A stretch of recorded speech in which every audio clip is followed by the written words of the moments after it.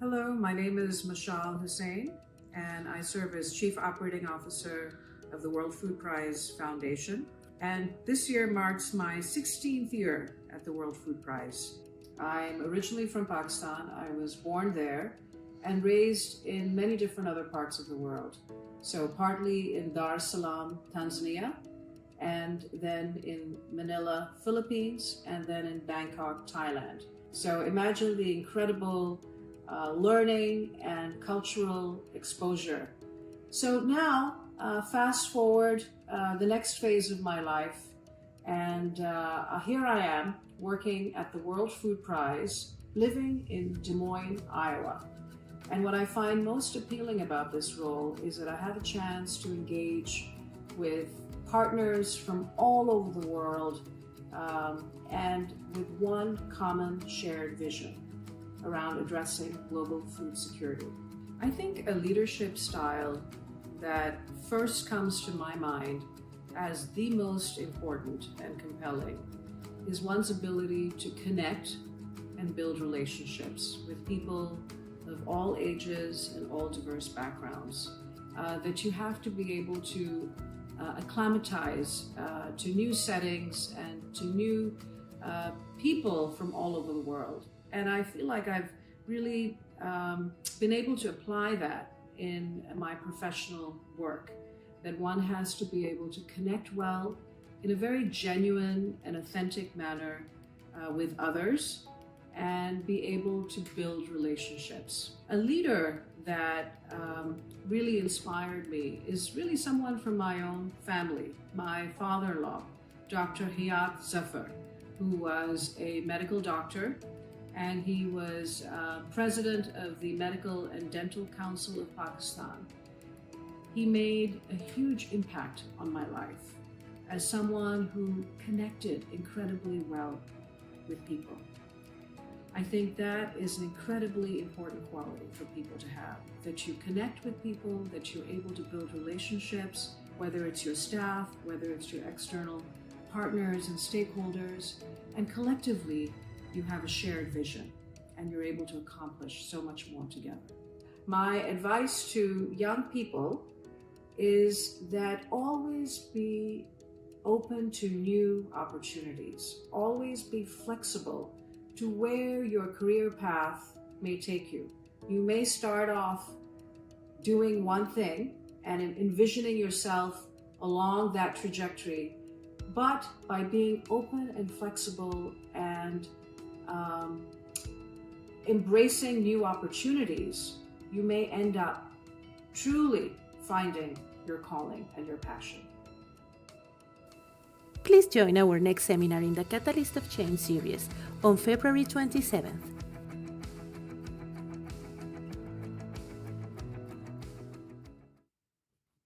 Welcome to the Catalyst of Change Women Leaders in Science seminar series. There is interpretation available in Spanish, French, and Hindi. To access interpretation, you choose the language of your preference by clicking the translation button at the base of your Zoom screen. This seminar will be recorded and made available on the CIMMYT webcast. We invite you to follow us in LinkedIn, YouTube, and social media using the hashtag Women in Science for the Catalyst of Change Women Leaders in Science seminar series.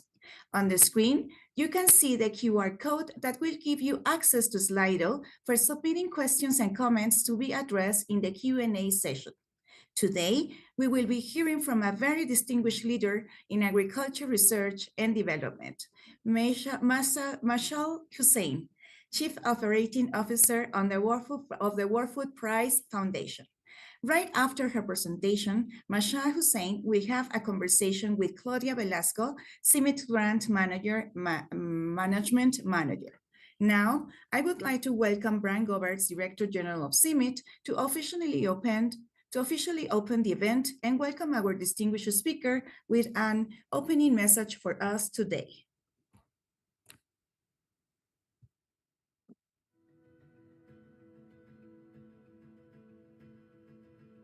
Good day, good morning, good afternoon, good evening, depending from where you are tuning in to our yet again Catalyst of Change Women Leaders in Science webinar. At Summit, we launched this series of webinars more than a year ago, where we bring together the TED Talk and the fireside chat style in order to really showcase women leaders. Every seminar, a Summit women leader interviews a strong women leader globally out there. We do this effort because if we want to achieve our goal of broader inclusion, of a broader representation and gender balance in science and in science leadership, we need to provide more opportunities to hear from women leaders, their life journeys, their lessons and insights, because you can't be what you can see. In this series, therefore, we highlight women who are leaders in all sorts of capacities, being it a leader farmer that brings her farm to the next level, being it a community leader or those women that gracefully lead their countries. Today, we have a true catalyst of change, a true believer in diversity, not just because, but because she is diversity. Mashal Husain is the Chief Operating Officer of the World Food Prize Foundation. She has a multicultural background, Pakistan, Tanzania, Thailand, and the Philippines. And therefore, Mashal brings from deep to her roots, deep experience and global perspectives to the organization. Since joining the foundation in 2008, she has overseen diverse and impactful initiatives, not the least a campaign of $38 million to rebuild the Des Moines Public Library and transform it into the Norman E. Borlaug Hall of Laureates, or also the global headquarters for the World Food Prize Foundation. The foundation that every year awards the World Food Prize, the Nobel Prize of Agriculture. But not only that, also, the World Food Prize Foundation is where youth are being brought into the conversation of agriculture and agricultural transformation. Mashal has provided incredible leadership during a period of tremendous growth of the World Food Prize Foundation, and especially its programs, including the youth programs. I'm therefore sure that we will all enjoy this conversation and learn a lot from Mashal's outstanding leadership experience, while we also hear from Claudia, our own leader, while they will have, after the TED Talk, a fireside chat. I hope, therefore, with further introduction, that you can enjoy what is coming up and that also you can reflect, think, and of course, ask and have a conversation. Welcome, Mashal. Over to you.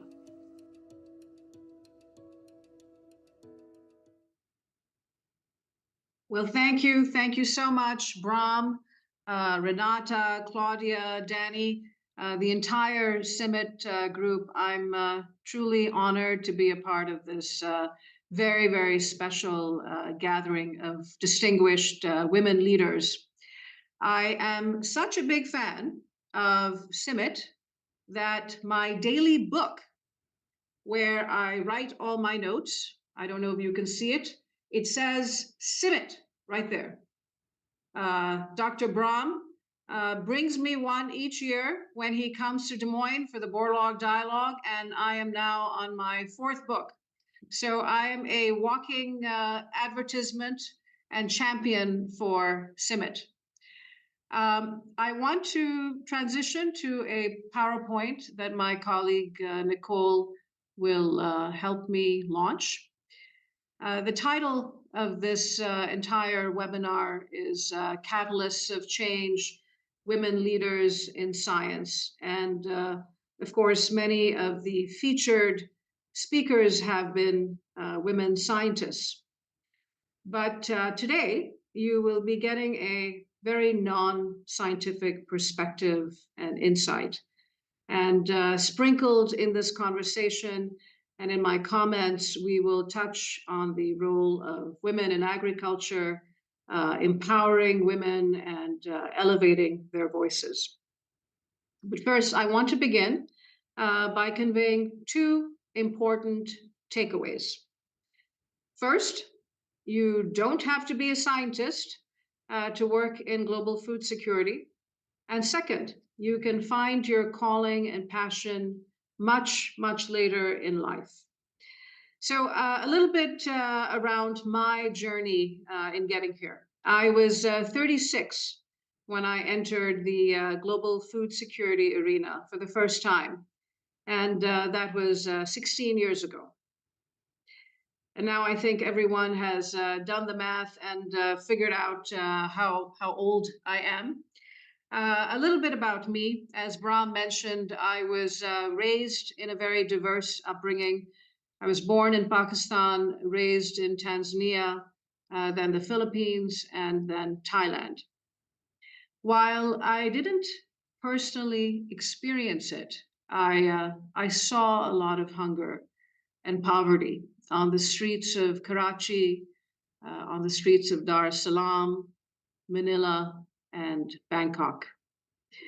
But ironically, it wasn't till I came to a relatively homogenous community of Des Moines, Iowa, in the heartland of America, that I truly embraced the significance of global food security and found my calling at a much later age, and so different from the original career path that I had intended for myself.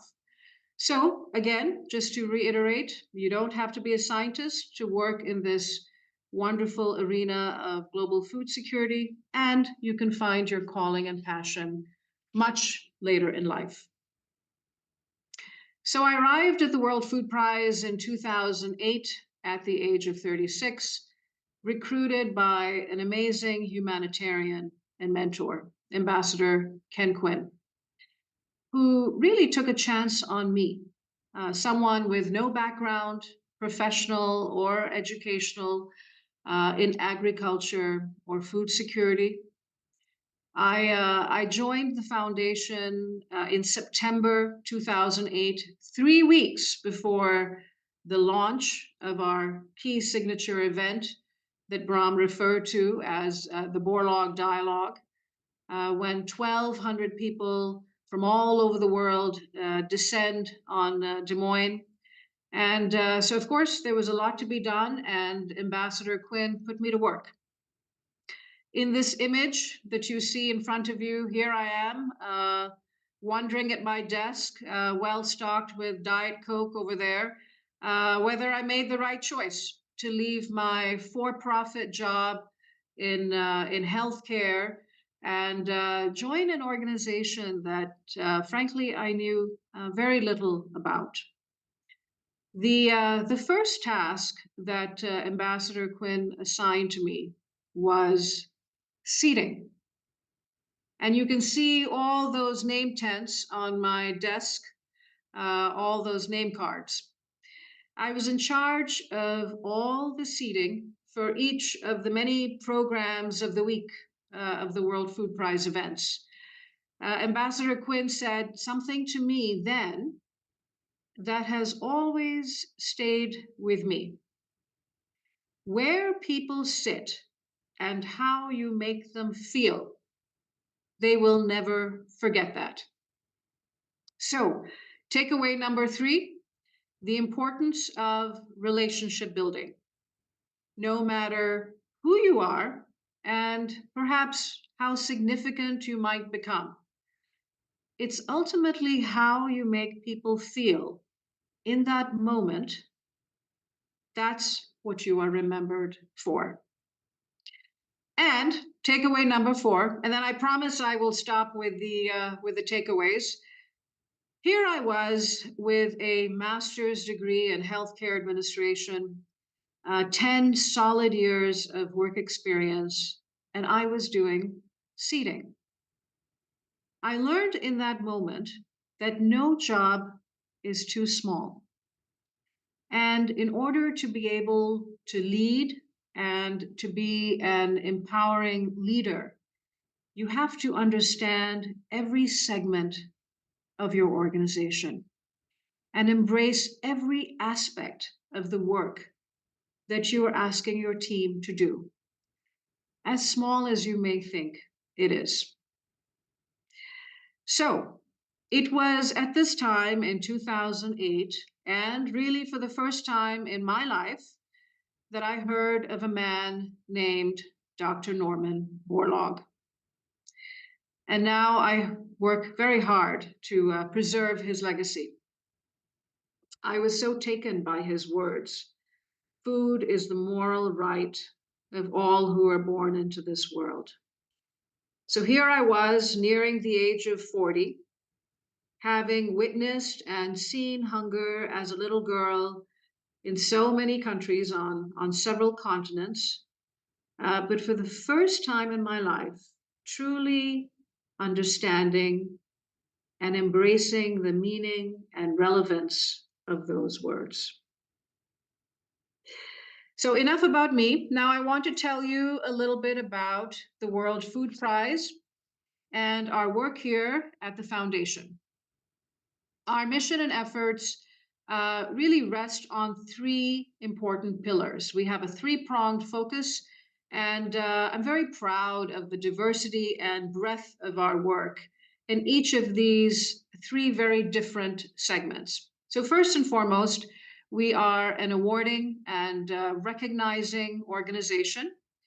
The World Food Prize is a $500,000 award that recognizes exceptional individuals in advancing the supply and availability of food in the world. This year, we will recognize our 54th World Food Prize laureate and celebrate our 38th anniversary since being founded by Dr. Borlaug in 1986. Here are the many different parts of the world that our 53 laureates come from. Areas for which our laureates have won the World Food Prize include a variety of different arenas, including soil science, plant and animal science, food science and technology, nutrition, rural development, food processing, packaging and storage, water insecurity, natural resource conservation, and so truly a multitude of arenas. The awarding of the World Food Prize takes place in the magnificent state capitol on the final day of the Borlaug Dialogue, when our several hundred guests are here in Des Moines. Here in the previous image, you saw President Akin Adesina of the African Development Bank in 2017 receiving the World Food Prize. And you can sense from the next slide the beautiful House chamber of the Capitol that welcomes about 700-800 people into the award ceremony. I might be a little biased, but I'm told that the World Food Prize Laureate Award ceremony far exceeds the Nobel Prize ceremony in Oslo. So that is the World Food Prize. In 2012, we started another way to recognize individuals and talent making a big difference in food security and agriculture. We initiated the Dr. Norman E. Borlaug Award for Field Research and Application, which is endowed by the Rockefeller Foundation, and this is our collective collaboration with the Rockefeller Foundation. This is a $10,000 award that recognizes exceptional science-based achievement in global agriculture and food production by an individual under the age of 40. So these are awardees who emulate the same intellectual courage and determination in fighting global hunger and poverty that Dr. Borlaug demonstrated as a young scientist working in Mexico in the 1940s and 50s. Our Borlaug Field Award recipients have come from many, many different parts of the world, including India, Bangladesh, Kenya, Rwanda, China, Benin, and Turkey, among others. I want to share with you that our third recipient and winner of the Borlaug Field Award was an individual named Dr. Bram Govertz in 2014. So a little special shout out to our friend and colleague, Bram. By the way, the Borlaug Field Award nominations open in early April, on April 1st, and they close in June, on June 15th. And there's a lot of information about This, as well as the World Food Prize nomination process, on our website, www.worldfoodprize.org.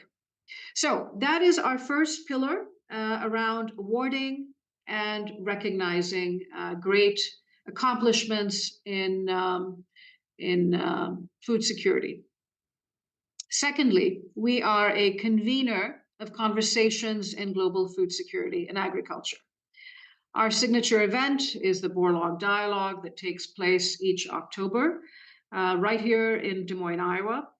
In 2023, I want to share with you that we welcomed over 1,400 people from a record number of countries, 83 countries. We far exceeded the average of about 60, 65 countries. We had 600 organizations that were represented. For a week, Des Moines transforms into a mini United Nations. We welcomed the president of Kosovo, the president of Ethiopia, by the way, both women leaders.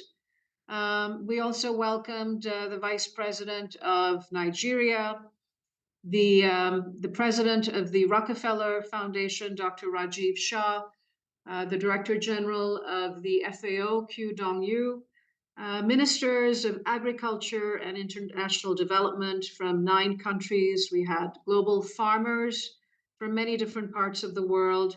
So we're really proud of the diverse array of representation that we have here at the Borlaug Dialogue. It's about bringing people together, creating great energy and interactions to uplift these conversations, and really collectively make progress in the global food security arena. In March this year, I want to share with you something about a new initiative that we're launching in just a few days. In honor of International Women's History Month, in honor of International Women's Day, which happens in early March, and in celebration of Dr. Borlaug's 110th birth anniversary, we are launching a new series called Dialogue Next. This March 26th gathering brings together a focus on the significant role of women in agriculture, in agricultural innovation, in agricultural technology, with a focus on equity and empowerment. So it seemed most fitting that you all at CIMMYT slotted me on this date, so I can do a little infomercial around this upcoming gathering. We're really looking forward to welcoming, again, a diverse set of women leaders. We will have two U.S. senators, Senators Debbie Stabenow and Senator Joni Ernst, who will have a fireside chat together, talking about agricultural developments in the United States. Many of our women laureates will be featured on the main stage of Dialogue Next. It's been a long time that we have brought our women laureates together, and so we're excited about that. We've been working very closely with USDA, with the US State Department, and this is truly going to be a women-focused, women-led gathering. Now, I want to tell you about the third area of focus and pillar at the World Food Prize, and that centers around our youth education, empowering the next generation of agricultural innovators, and really creating a pipeline of problem solvers around global food security. Many of you may know that this was really the part that Dr. Borlaug was most excited about. How do we mentor young minds to solve the food security issues of tomorrow? So our first program are youth institutes in several states in America and other countries. We ask students to focus on a global challenge. They pick a country, they research it, they write about it, they present it in small groups, they present their papers. In essence, we are exposing these young individuals to critical issues in food security. So you can see the many states across America where we exist, a few countries around the world, and this year we're very pleased to launch a presence in both Kenya and in Uganda, and so entering the African continent with our youth institutes. Our second program, youth program, is the Global Youth Institute. We invite a subset of the students of those youth programs, youth institutes in various states and around the world, and we invite them to come to our October events alongside the Borlaug Dialogue. And this is the Global Youth Institute. This year, we celebrate the 30th anniversary of the Global Youth Institute. So this year marks truly a milestone event of a program that was launched in 1994. The students will present their papers to our laureates, to various scientists who are also here for the Borlaug Dialogue. They also get to be a part of the Borlaug Dialogue. They will be sitting next to scientists, scholars from all over the world, and have this wonderful interaction with them. And so this is really a very unique aspect of our programming that we're very pleased with. As a third component of our youth programming, the Borlaug Rouen International Internships. We send many students abroad to research centers around the world to work alongside researchers and scientists in Africa, in Asia, in Latin America. We've been very pleased to collaborate with research sites like, of course, CIMMYT, Earth University in Costa Rica, World Vegetable Center in Hyderabad, India, International Potato Center, SIP, in Peru, the Segal Foundation in India, and many, many others. We have a presence with programs in China as well, and then also the International Center for Insect Physiology and Ecology, SIPE, in Kenya, and ILRI in Kenya as well, in Nairobi.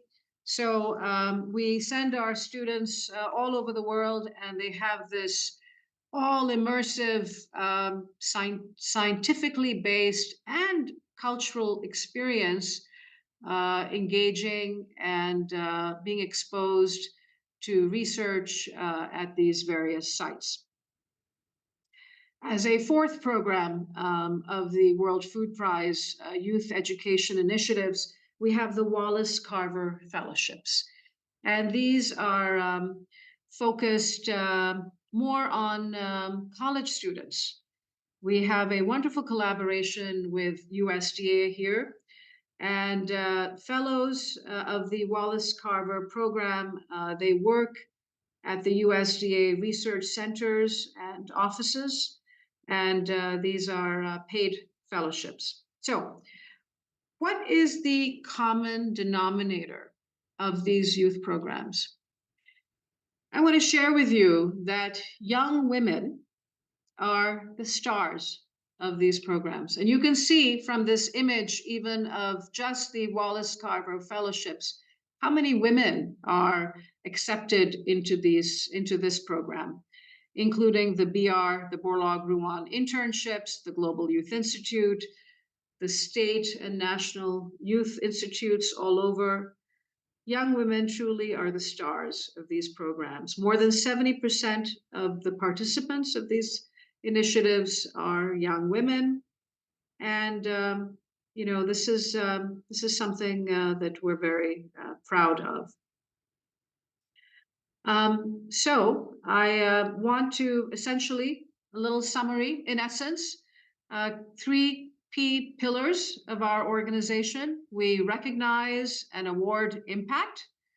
We convene and provide a platform, and we inspire the next generation of agricultural innovators. I want to share with you another aspect of our work and something that Bram briefly touched on in his introduction. In 2009, shortly after arriving at the World Food Prize, among my many roles, I found myself in the role of construction manager of this wonderful 2-year restoration as Ambassador Quinn and I worked together to transform a historic 100-year-old public library right here in Des Moines, transforming it into our global headquarters. It's called the Dr. Norman E. Borlaug Hall of Laureates. And to really, in essence, further elevate the legacy of our founder. This was a $30 million restoration project, giving this historic building a new sense of purpose, a new identity. First, it was for 100 years the public library, a place of learning, and now as our home, where we welcome over 20,000 people each year. It's part a public museum. It's part an educational facility, and also a place of convening and a place of gathering. Through the many World Food Prize commissioned pieces of artwork, we tell the story of agricultural and humanitarian heroes, the story of global food security. We tell the story about our World Food Prize laureates and their collective impact. And we also elevate the role of women in agriculture. For example, you see in this image, there is in our building a 10-foot by 6-foot glass mosaic of Dr. Evangelina Villegas, the Mexican biochemist that you all will be very familiar with, whose work with maize led to the development of quality protein maize. And she and her colleague, Dr. Surinder Vasal of India, shared the 2000 World Food Prize for this achievement. So this is a beautiful mosaic that hangs in our building. It's made up of 250,000 glass pieces put together. I also want to share with you this other image in our Hall of Laureates. It's an 8-foot bronze sculpture depicting the earliest farmer, possibly from Sumer, Mesopotamia. Most certainly the earliest farmers were women. And so really art in our Hall of Laureates serves as a storytelling element. So when school-aged children and young girls come to our Hall of Laureates, they can be inspired by these images. They can learn about all that, not only around global food security, but all that they can be from the heroes of our past. This building is also a national landmark of energy efficiency and conservation. So Ambassador Quinn and I set out to not only give the building a new sense of purpose and identity, but we thought, how cool would it be if we made it LEED certified? Our goal was simply to seek that certification, but we were adding so many features to this building, features of energy efficiency and conservation, that we went from LEED certification to LEED silver to LEED gold, and we went on to achieve LEED platinum certification. very difficult milestone to achieve in historic buildings. And so we have in our gardens, we have 102 geothermal wells.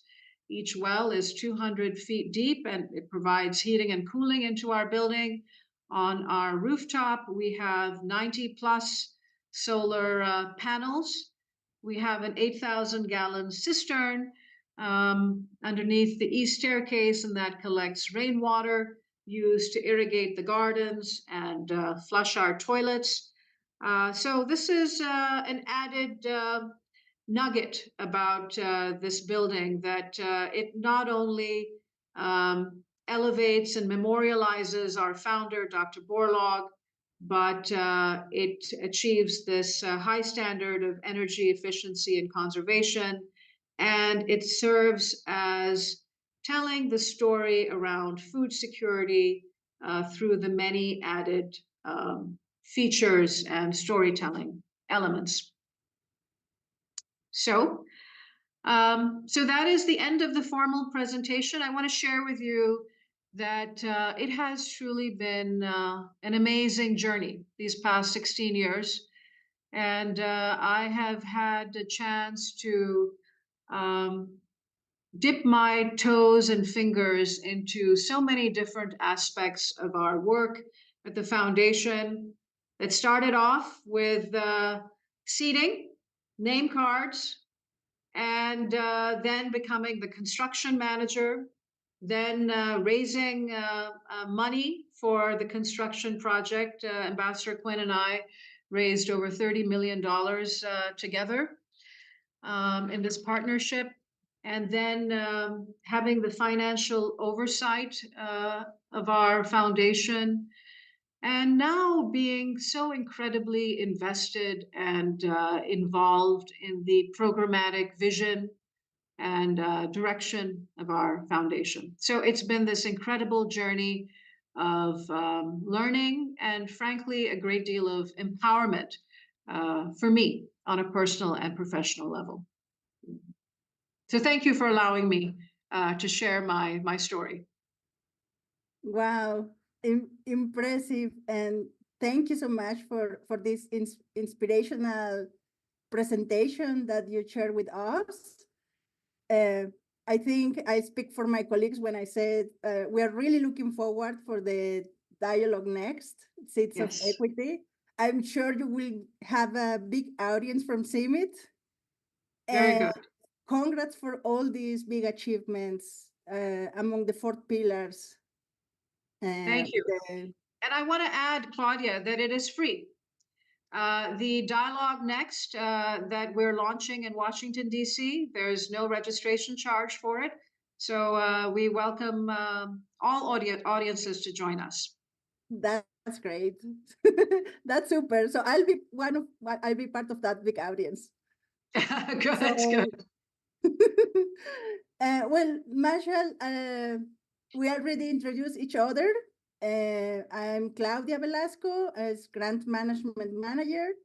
And I wanted to interview you because I think our professional trajectories had shared similarities. We dedicated our careers to support women in science, and we work closely with scientists. And I think your insights into navigating organizational complexities and translating scientific goals into actionable solutions, specifically from the perspective of women in these roles, it's invaluable. And again, I think I speak for my colleagues again, and for myself, of course, when I think we're really looking forward to learn from your experience and your expertise. So I will start with the interview.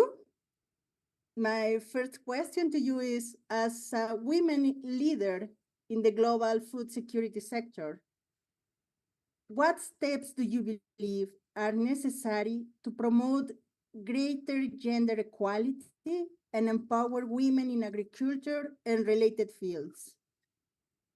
That's a great question, Claudia. I think, Claudia, when we focus on the short term and what are the immediate steps that need to be taken in the workplace, whether it's the agricultural arena or, frankly, really any other field. If you're asking me about what needs to happen in the workplace, I think that I would say the short answer to that is addressing matters like equal pay, diversity, inclusion, and really the importance of having conversations and forums like this one that highlight the work and efforts of women.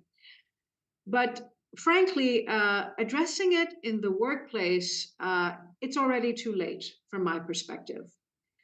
Until we tackle the issue at its core and foundation much earlier, it will always feel like a band-aid. So to truly make a dent in this critical issue, I think steps need to be taken really much earlier, both in the households and in schools, both among young girls and especially young boys. So, for example, in Japan and probably in many other countries, children learn civic sense and respect for their schools and cleanliness by first coming in the morning and sweeping the school grounds, sweeping their classroom, and taking care of their immediate setting. Similarly, I think that when it comes to gender equality and empowerment, I think ideally that training and that mindset has to begin in the formative years for both young girls and young boys. So you have to change the mindset and culture, and it really takes a generation. Little girls have to be taught to dream big, and they have to be exposed to all that she can be. How do you know unless you see it and you witness it and you're exposed to it? Little boys have to respect that perspective. So I know I'm being perhaps a little idealistic, but I think ultimately, I think that's really what it takes. It begins much earlier for both boys and girls, and not in the workplace decades later. Yeah, definitely. I'm with you on this one. All this equality comes from home, basically. From definitely. My second question to you will be: can you share any specific initiatives or partnerships implemented at the World Food Prize? I know you already shared something about the 4 pillars, but going a bit deeper, that aim to support advancing women's leadership and participation and empowerment in agriculture, as well any outcome achieved on that regard. Sure. So, I work for an organization that really embraces the philosophy of food being a moral right. Similarly, I think that we are an organization that embraces the mindset that gender equity, equality, and empowerment, female empowerment, are also a moral and fundamental right. In the 16 years that I have been here, consistently, I will say that 90% of our staff have been women. So there are women who are driving the planning, they are driving the implementation, the decision making, the ideas, the vision. I find that we are uplifting one another. Women are very much at the core of all that we do at the foundation. And like I shared in my presentation, our youth programs, whether it's the Youth Institutes or the Global Youth Institute, the Borlaug Ruan internships that I described earlier, I would say that, again, 70% of the participants are young women. 2/3 of our female participants go on to pursue studies in the STEM arenas. And then in terms of building on that, we really try to give women a voice, whether it's through the Borlaug Dialogue stage, or whether it's through forums like I described, Dialogue Next. Whether you're a farmer from Ethiopia, a woman agribusiness leader, we give women a platform to share their ideas and their vision, their perspective. And again, through the many storytelling elements in our building, images of Evangelina Villegas, we have the names of women agripreneurs, entrepreneurs, women who've made a big impact. We have their names stated in the squinches of our building. So all of these are collectively and very intentionally placed in an effort to highlight the significant role of women. That's great. And it's a huge percentage of women collaborating together. So yes, that exactly. is an amazing environment to be working at and with. Yeah. So my next question for you is, in your experience, what barriers or challenges do women typically face in accessing resources and opportunities in the agricultural sector, and how these obstacles could be addressed? Mm-hmm. So I think number one is exposure or lack of exposure. Again, like I said, you don't know what you don't know. And I think through initiatives like our youth programs, we're providing young women with that needed exposure and that early glimpse into agriculture and into the global challenges in food insecurity. We're welcoming these students, many of them, again, young women, to the Borlaug Dialogue, and they get to network with scientists, scholars. They get to see women leaders, and they get to, in essence, dream big. So I think its exposure is front and center and incredibly critical at that early stage of learning and professional development. So that, I would say, is something that I find is often a barrier and a challenge, and something critically important to address in that early stage. Okay, that's a very good advice also for us. So we can start doing that more often. As You're already doing it. Yeah. I look at your team at CIMMYT. I look at this beautiful, really array of women speakers that you have been launching over the past 1 year, and it's continuing onwards. You're already embracing it, embodying it in your day-to-day work. Yeah, it's true. My next question is, how do you advocate for the inclusion of diverse perspectives, including those women in decision-making processes within the Food Prize Foundation, organizations that you have been worked with? Sure. So here's our philosophy. Everyone's opinion matters.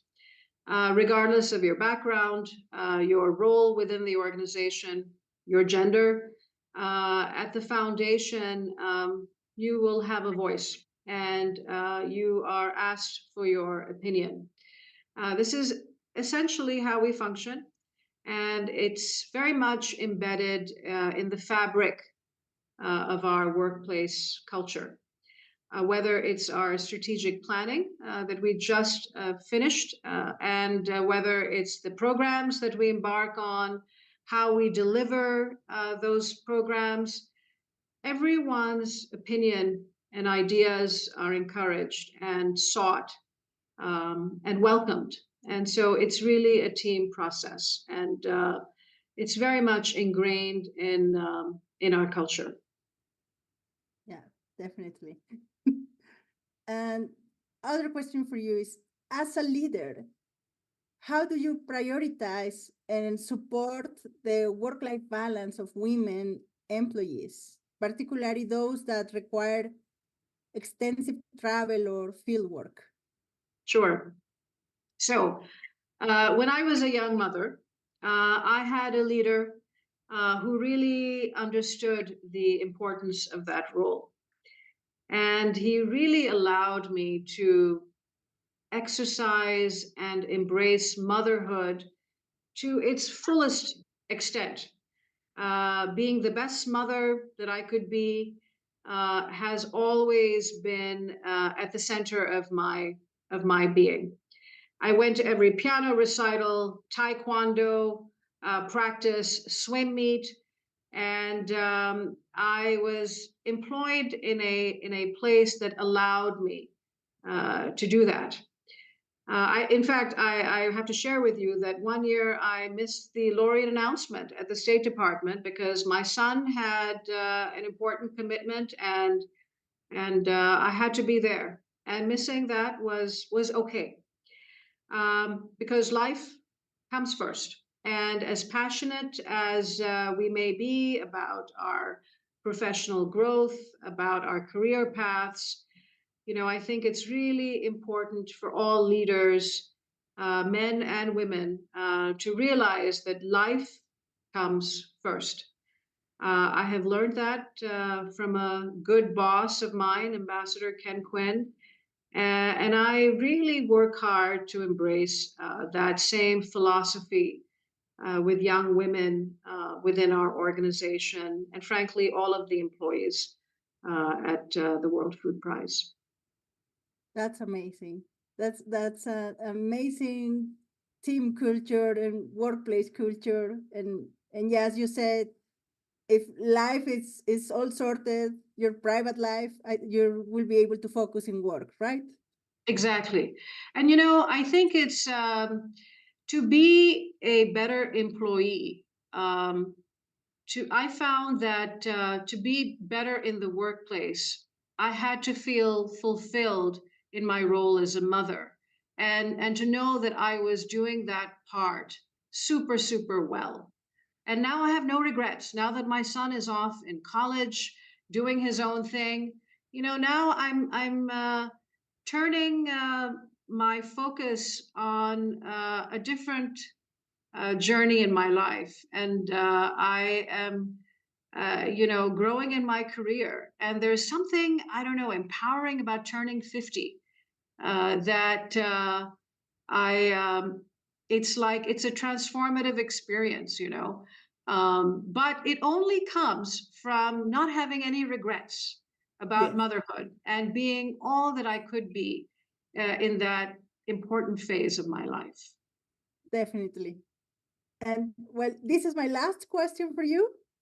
So, what role do you see mentorship and networking playing? You already mentioned the importance of relationship building.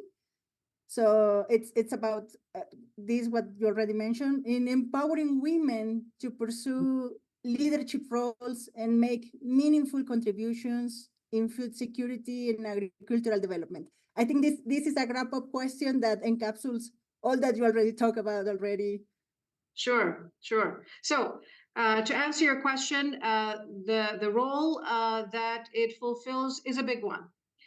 I think that networking and building relationships, like I've mentioned throughout my presentation, through my opening remarks that you put together in that beautiful overview in the beginning, networking and building relationships is really essential to every single role that I've had in my professional career, whether it was in the food security arena or before that in the healthcare arena.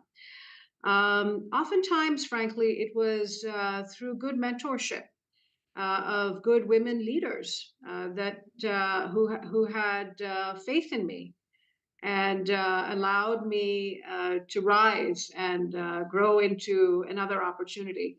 So I think that the single most important role we can play as leaders is mentoring others, whether it's women or whether it's men. and really inspiring that next generation. So whether it's young women or young men. And so this was so important to Dr. Borlaug. Elevating his legacy means upholding mentorship. He viewed mentorship as such a critical factor. As I mentioned, the Global Youth Institute Day of the World Food Prize Week was his favorite part.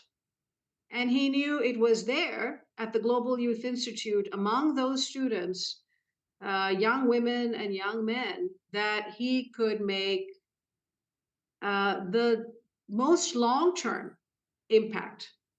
So if we are really going to pay homage to his good work, his vision, and elevate him, we have to focus on this integral issue of mentorship.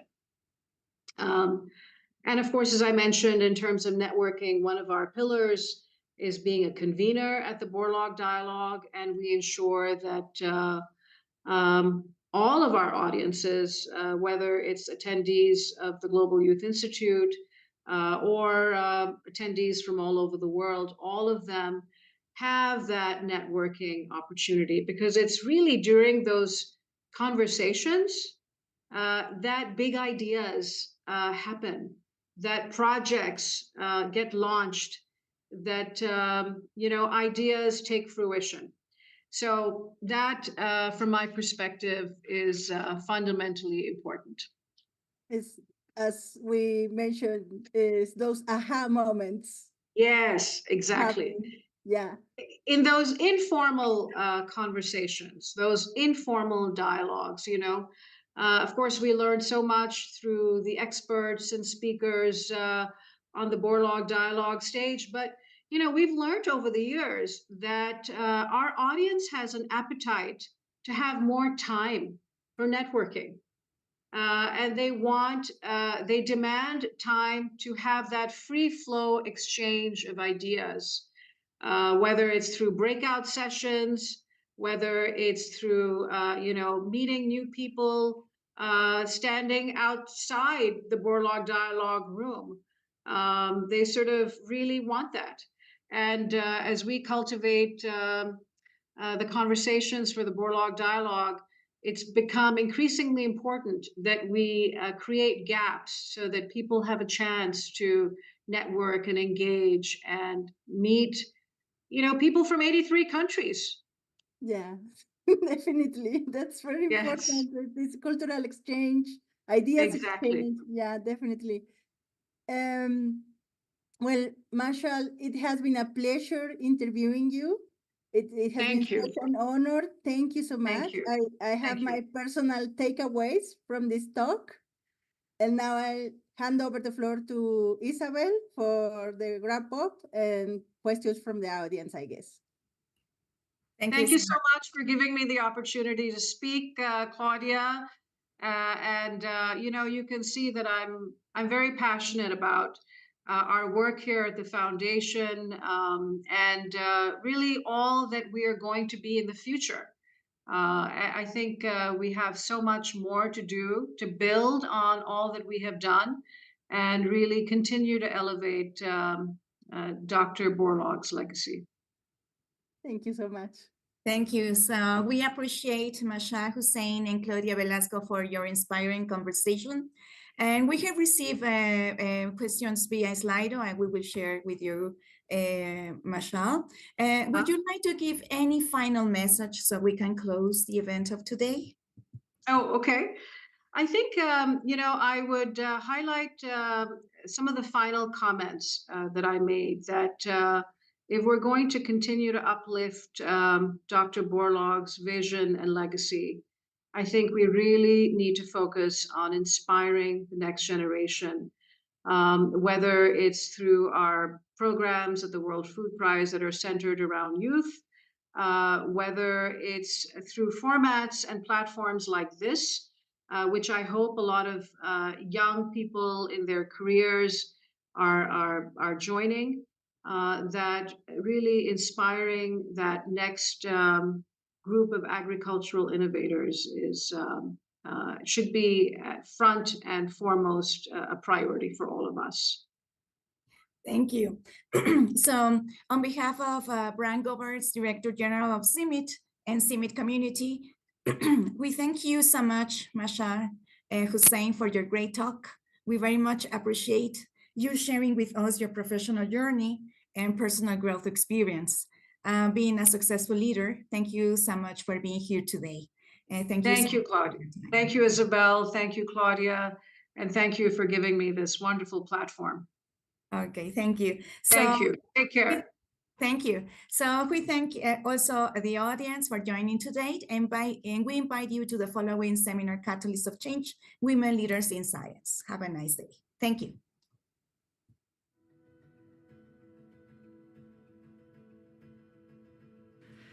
For the footsteps of a child around the world is at risk through the planting of an estimated 60 million landmines currently poised in 60 countries.